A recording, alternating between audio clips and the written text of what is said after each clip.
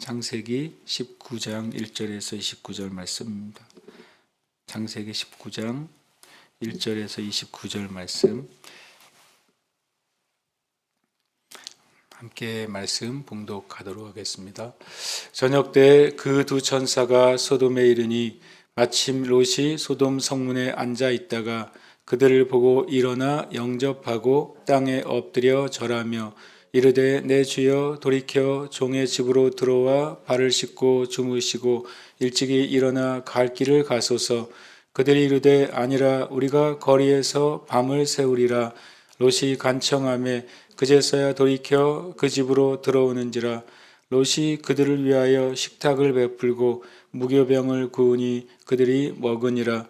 그들이 눕기 전에 그 성 사람 곧 소돔 백성들이 노소를 막론하고 원근에서 다 모여 그 집을 에워싸고 롯을 부르고 그에게 이르되 오늘 밤에 내게 온 사람들이 어디 있느냐 이끌어내라. 우리가 그들을 상관하리라.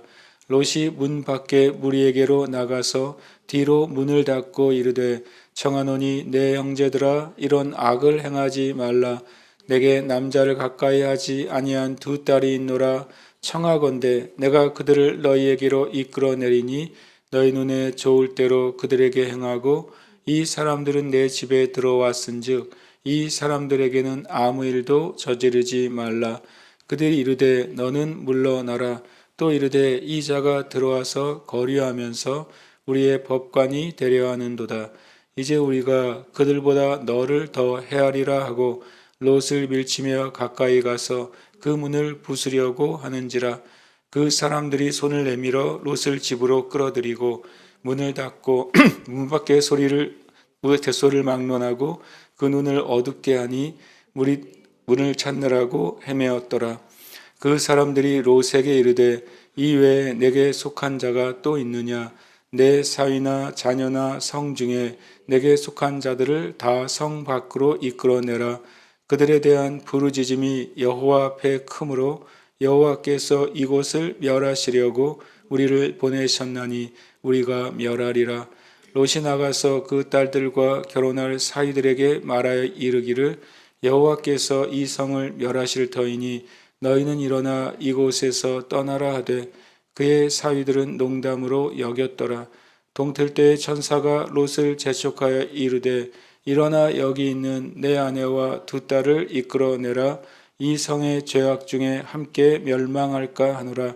그러나 롯이 지체하며 그 사람들이 롯의 손과 그 아내의 손과 두 딸의 손을 잡아 인도하여 성 밖에 두니 여호와께서 그에게 자비를 더하심이었더라.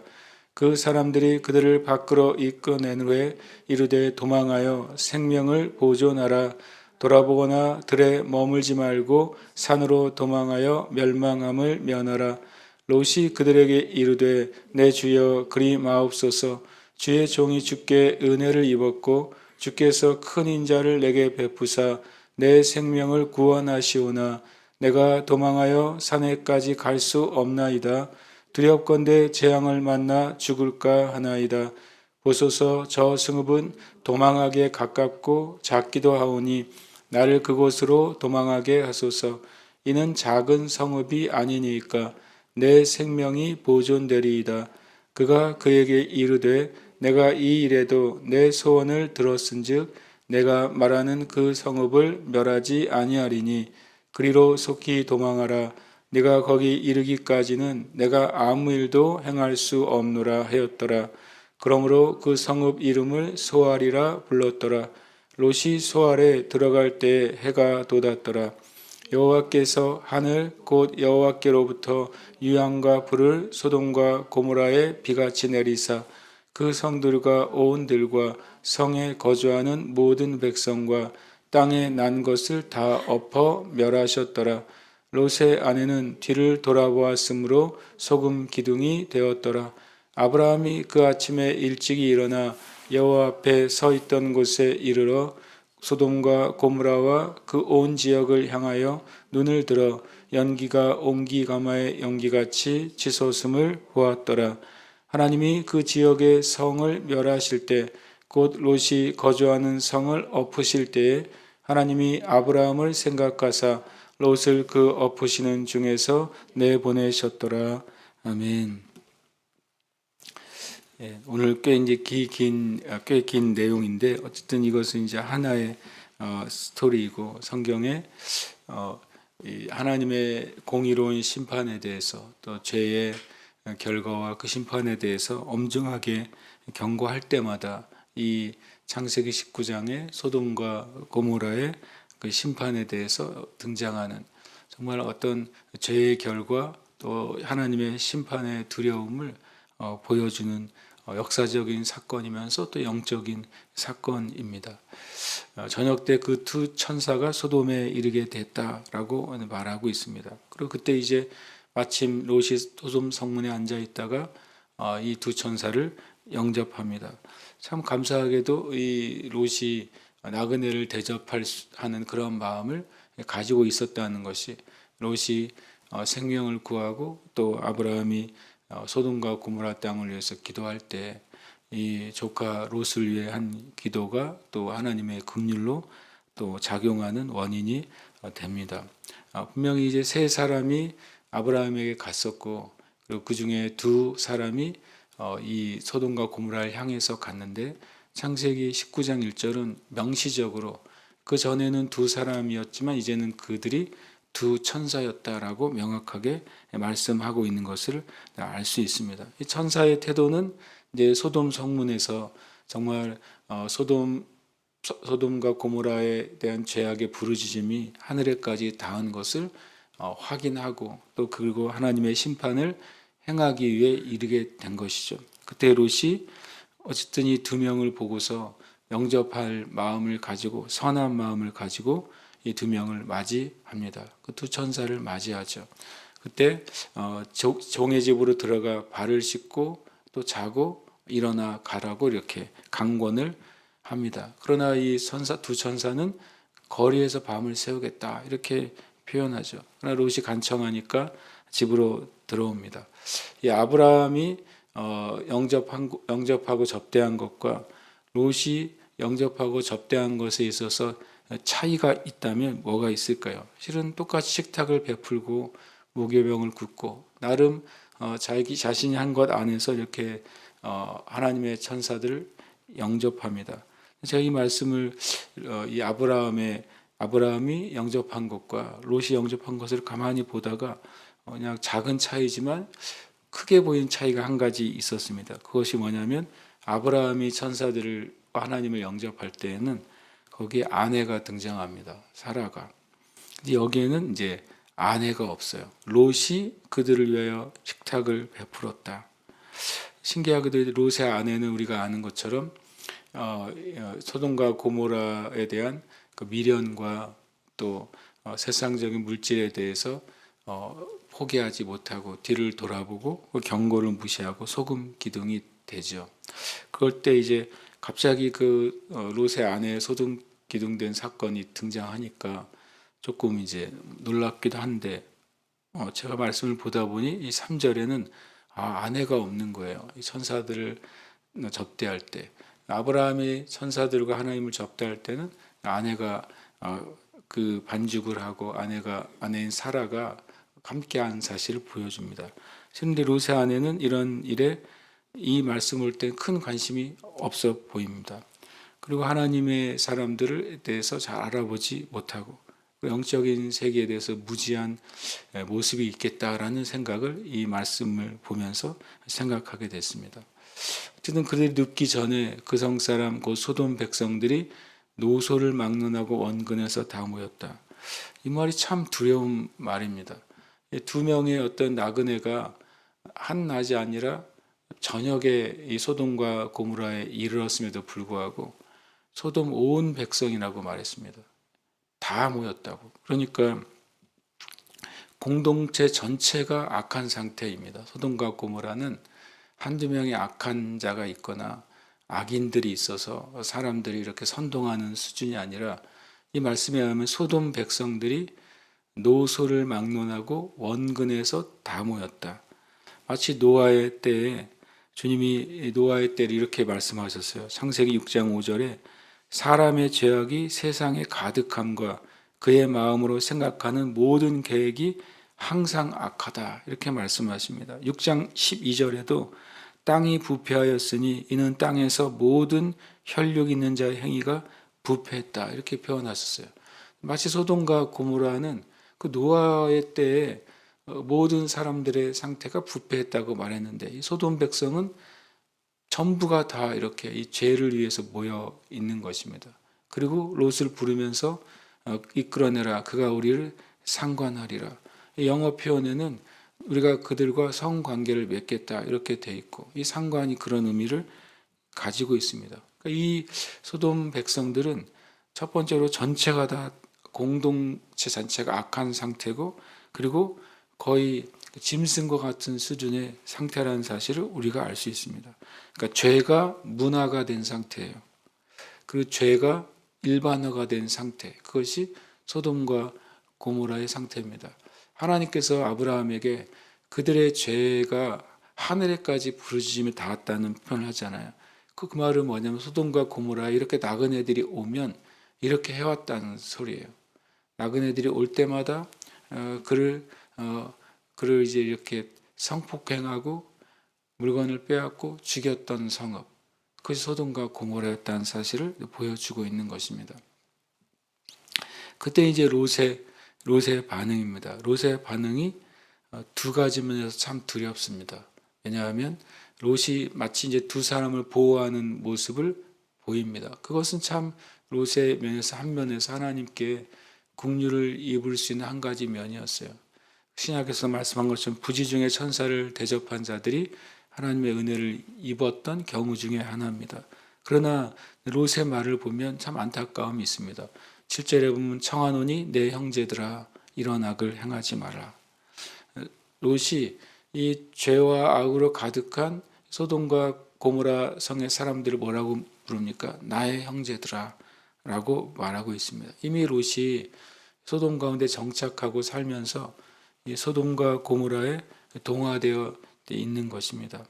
이 그리스도인들이 이 땅 가운데 살아갑니다. 하나님을 알지 못하는 이들 가운데 살아가고 또 하나님의 기준으로 구원받지 못하고 심판 가운데 있는 이들과 함께 살아갑니다. 그러나 영적으로 형제는 아닌 것이죠. 그들을 구원의 대상으로 당연히 봐야 되고 또 그들을 위해 중보해야 되고 또 하나님의 사랑으로 사랑해야 되는 것은 맞습니다. 그러나 이 세상의 문화에 동화돼서 롯처럼 내 형제들아 라고 말하는 것은 잘못된 것이죠. 내 형제들아 말한다고 해서 그들이 형제처럼 여겨줍니까? 그렇지 않습니다. 그들은 오히려 우리가 저 나그네보다 너를 더 행하리라 라고 말하고 있는 것입니다. 그리고 두 번째로는 두 나그네를 보호한답시고 자기의 두 딸을 희생양으로 내보내는 모습을 보게 됩니다. 굉장히 경악스러운 모습이죠. 이것은 하나님의 백성의 문화에 있지 않습니다. 이런 문화는 소돔과 고모라의 문화인 것이죠. 이 일 때문에 나중에 우리가 아는 것처럼 롯의 딸들이 아버지와 근친 상간을 통해서 자녀를 낳습니다. 그것은 저는 이런 과정을 보면 그 딸들로서 아버지가 이렇게 행할 때 저는 깊은 아버지의 책임을 저버리고 또 깊은 상처를 두 딸이 받았을 거라고 생각합니다. 그것이 바로 롯의 딸들이 이 일을 통해서 나중에 이제 우리는 세상에 더 이상 우리를 누가 결혼할 만한 사람이 없을 거라고 판단하게 되고 그래서 근친상간에 이르게 되는 그런 그 행위의 근원도 롯의 행동에 있었을 거라고 생각이 됩니다. 9절에 보면 그들이 이르되 너는 물러가라 또 이르되 이자가 들어와서 거류하면서 우리의 법관이 되려 하는도다. 분명히 아브라함은 히브리서에 보면 아브라함은 자신을 이 세상의 거류민이 아니라 나그네와 같이 여기고 인생을 살았다고 말하고 있습니다. 그런데 롯은 이미 소돔과 고모라에 정말 뿌리를 내린 거류민이 되어버린 것입니다. 그런데도 놀랍게도 그들은 이 롯을 우리와 같은 종류의 사람으로 보지 않는 것입니다. 우리의 법관이 되려고 한다라고 말하고 있는 것이죠. 그래서 오히려 이제 너를 더 해야겠다라고 말하고 있습니다. 그리스도인의 그 사회 안에서의 역할은 우리가 명확하게 성경 안에서 우리가 우리 자신을 깨달아야 될 것입니다.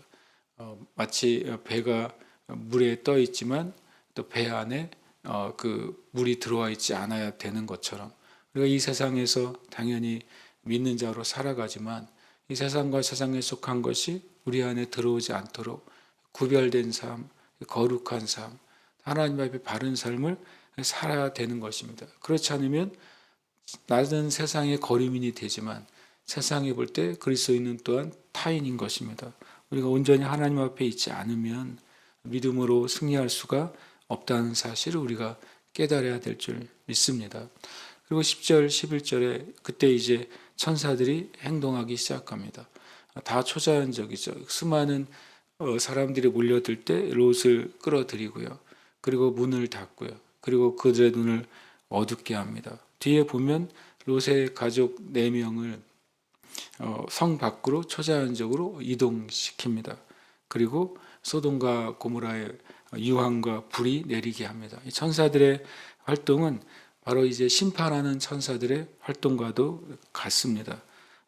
13절에 우리가 멸하리라 라는 말을 하잖아요. 요한계시록 8장 6절에도 7 나팔을 가진 7 천사가 나팔 불기를 준비하더라. 요한계시록의 하나님의 심판은 천사들에 의해서 진행이 됩니다. 심판하시는 주권자는 하나님이시지만 심판의 통로로 사용되는 하나님의 종들은 천사들이었어요. 마찬가지로 이 소돔과 고모라도 하나님이 심판하시지만 두 천사가 멸하리라 라고 말하고 있습니다. 그리고 또 기회를 줍니다. 그 가족들이 구원받을 수 있는 기회를 주시죠. 마치 사도행전 16장 31절처럼 주 예수를 믿으라 그리하면 너와 너의 집이 구원을 받으리라. 주님은 구원의 기회를 주시는 것입니다. 그러나 이 소돔과 고모라 자체를 구원할 수 없습니다. 왜냐하면 그들에 대한 부르짖음이 여호와 앞에 가득하다고 말하고 있는 것입니다. 우리가 아는 것처럼 아벨이 살해당했을 때도 성경은 창세기 4장 10절에 내 아우의 핏소리가 땅에서부터 호소한다 이렇게 말씀하고 있습니다. 계시록 6장 9절 10절에서도 그 심판에 대해서 순교자들의 피가 부러진다고 말씀하고 있는 것입니다. 14절에 롯이 결혼할 사이들에게 말하되 그들이 뭐였다고 말합니까? 그 심판의 메시지를 농담으로 여겼습니다. 구원의 기회를 스스로 저버리는 사위들이 됐던 것이죠. 우리가 복음을 전할지라도 그것은 우리가 주님 앞에 순종하고 우리가 해야 될 책임인 것입니다. 그러나 구원은 그 개인의 몫입니다. 어느 사람의 구원도 자신이 그 말씀을 받아들일 때 구원에 이르는 것, 그것이 성경의 진리인 것이죠. 그리고 천사가 재촉합니다. 죄악 중에 함께 멸망하지 않도록 재촉하고, 그러나 롯이 지체할 때 여호와께서 그 두 천사를 통해서 그들을 어떻게 보면 이제 순간 이동, 공간 이동을 하게 하십니다. 초자연적인 일이죠. 하나님의 자비라고 성경은 말씀하고 있습니다. 깨닫지 못하고 피하지 않으면 함께 멸망하는 것이죠. 바로 소돔과 고모라에 살던 롯의 믿음의 상태가 굉장히 연약해지고 불안정해지고 또 세상에 대한 미련을 가지고 있었다는 사실을 보여줍니다. 그리고 그들이 이제 이 천사가 롯에게 들에 머물지 말고 돌아보지 말고 산으로 도망하라라고 말하고 있습니다. 이 세상으로부터 하나님의 구원의 장소로 옮기라고 말씀하고 있는 것이죠. 그때 이제 롯이 또 그 믿음의 작은 것을 이제 보여줍니다. 내 생명을 구원하기 위해서 중간에 가다가 재앙을 만나 죽을까 염려하고 있습니다. 결국엔 소돔 근처에 머물게 되는 것이죠. 그러면서 내 생명이 보존되겠다. 롯에게는 영적인 생명에 대한 이해와 가치가 참 없구나 그런 생각이 듭니다. 롯에게는 그냥 육적인 생명 그것이 중요했습니다. 그 육적인 생명을 위해서 가라고 하는 산에 이르지 않고 그리고 중간에 이 소알로 가게 됩니다. 이 소돔과 고모라 지역에서 있는 높은 산은 어느 쪽입니까? 바로 예루살렘과 헤브론 쪽이죠. 사해는 마이너스 400m잖아요. 그리고 예루살렘과 헤브론 쪽은 플러스 한 400, 450m입니다. 그러니까 소돔과 고모라에서 볼 때는 900m 가까운 산이 예루살렘과 헤브론 지역이 되는 것입니다. 거기에 갔다면 그 지역에 살고 있는 사람이 누굽니까? 아브라함이죠. 헤브론에 살고 있는 사람이 아브라함이에요. 거기까지 갔다면 이 롯에게는 새로운 믿음의 기회가 주어졌을 것입니다. 그러나 거기까지 미치지 못하고 소알에 머물게 됩니다. 그 성의 읍의 이름을 소알이라. 소알은 작다는 뜻입니다. 롯의 믿음이 얼마나 작았는지를 실은 영적으로 상징적으로 보여주는 그 성읍의 이름이 됩니다. 그때 이제 그 온 성과 온 들과 성에 거주하는 모든 백성과 땅에 난 것을 다 엎어 멸하셨더라.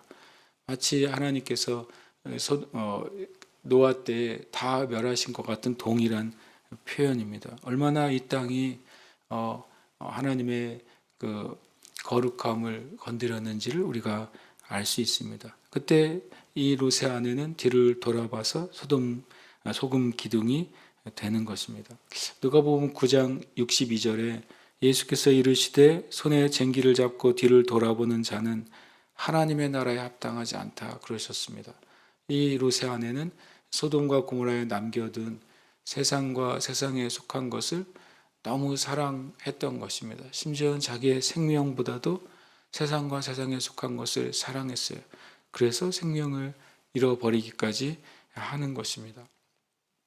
아브라함이 그 아침에 일찍 일어나 여호와 앞에 서 있던 곳에 이르러. 아브라함은 바로 롯이 가야 했던 그 산 위에 있는 사람입니다.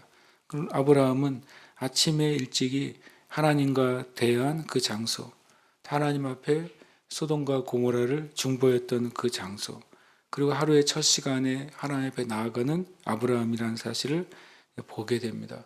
거기서 그가 안타까운 모습을 보죠. 연기가 옹기 가마처럼 올라온 것을 봅니다. 말씀대로 행하시는 그 하나님의 공의롭고 심판하시는 그 두려움을 다시 한번 보게 되고, 멸망받을 수밖에 없는 소돔의 영적인 상태가 돌이켜지지 않을 때 어떻게 심판하시는지를 아브라함이 똑똑히 보게 되는 것입니다. 그 가운데 하나님이 아브라함을 생각하사 롯을 그 엇보시는 중에서 내보내시고 구하셨다고. 바로 마치 성경에 보면 불 가운데 구원받은 것처럼 아무 상급도 없이 또 아무 은혜도 없이 그냥 하나님의 은혜로 긍휼로 구원은 받습니다.